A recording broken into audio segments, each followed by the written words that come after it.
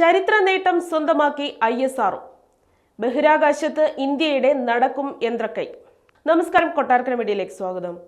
ബഹിരാകാശത്ത് വെച്ച് ആദ്യമായി ഒരു യന്ത്രക്കൈ പരീക്ഷിച്ചിരിക്കുകയാണ് ISRO. തിരുവനന്തപുരത്തെ ISRO ഇനർഷ്യൽ സിസ്റ്റംസ് യൂണിറ്റ് വികസിപ്പിച്ച നടക്കും യന്ത്രക്കൈയുടെ പ്രവർത്തന വീഡിയോ ഇസ്രോ പുറത്തുവിട്ടു. PSLV-C-60 ദൗത്യത്തിന്റെ ഭാഗമായാണ് യന്ത്രക്കൈ ബഹിരാകാശത്തേക്ക് അയച്ചത്. ഭാവിയിൽ സ്വയം ബഹിരാകാശ നിലയം സ്ഥാപിക്കുമ്പോൾ ഉപയോഗിക്കാൻ പോകുന്ന യന്ത്രക്കൈയുടെ പ്രാഥമിക രൂപമാണ് ഇത്.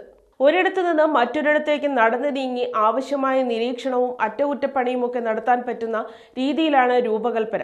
സ്പേഡെക്സ് ഉപഗ്രഹങ്ങളെ വിക്ഷേപിച്ച PSLV-C-60 റോക്കറ്റിന്റെ 4ാം ഘട്ടത്തെ ഒരു താൽക്കാലിക ഉപഗ്രഹമായി ബഹിരാകാശത്ത് നിലനിർത്തിയിട്ടുണ്ട്. PSLV ഓർബിറ്റൽ എക്സ്പെരിമെന്റ് മൊഡ്യൂൾ അഥവാ POEM എന്നാണ് ഈ പദ്ധതി അറിയപ്പെടുന്നത്.